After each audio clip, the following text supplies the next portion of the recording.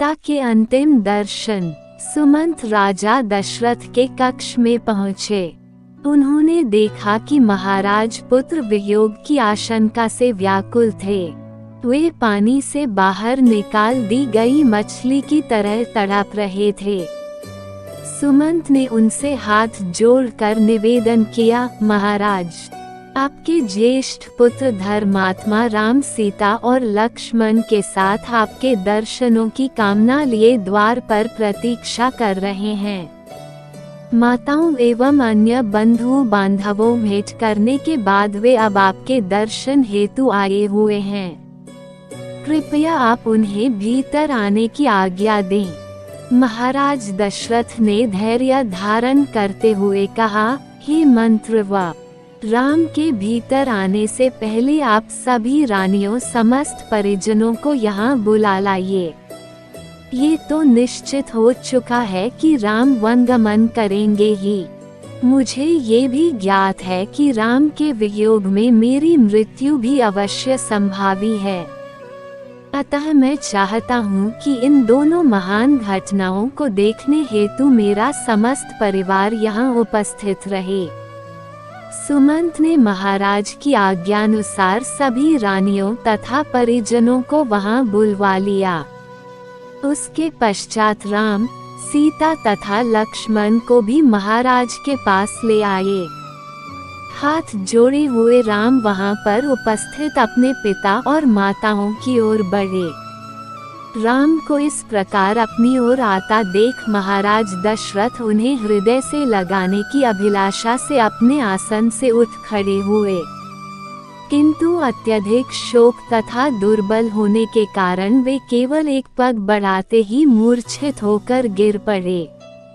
पिता की ऐसी दशा देखकर राम और लक्ष्मण ने तत्काल उन्हें सहारा देकर पलंग पर लिटा दिया।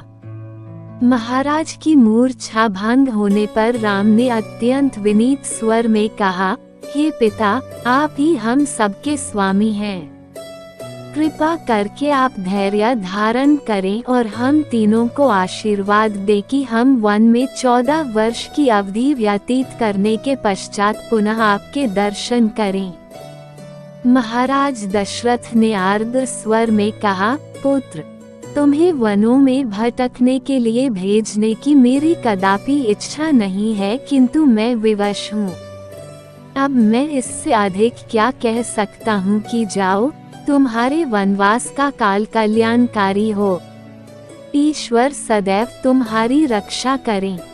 मुझे इस बात की भी आशा नहीं है कि तुम्हारे वापस आने तक मैं जीवित रह पाऊंगा, फिर भी मैं परमात्मा से प्रार्थना करता हूँ कि तुम्हारे लौटने पर मैं तुम्हें पुनः देख पाऊं। वहाँ पर उपस्थित गुरु वशिष्ठ, महामंत्री सुमंत आदि वरिष्ठ जनों ने एक बार फिर से कैकेयी को समझाने का प्रयास किया कि वह अपना वर वापस ले ले, किंतु कैकेयी अपने इरादों पर अडिग रही। महाराज दशरथ की इच्छा थी कि राम के साथ चतुरंगिनी सेना और अन्य धन का कोष भेजने की व्यवस्था हो, किंतु राम ने विनयपूर्वक उनकी इस इच्छा को अस्वीकार कर दिया। अंत में महाराज ने सुमंत को आदेश दिया, हे मंत्रवा, आप स्वयं उत्तम घोड़ों से जुता हुआ रथ ले आएं और इन सब को देश की सीमा से बाहर तक छोड़ें। इतना कहते ही कर राजा विह्वल होकर रोने लगे। सुमंत तत्काल ही महाराज की आज्ञा का पालन करने के लिए निकल पड़े।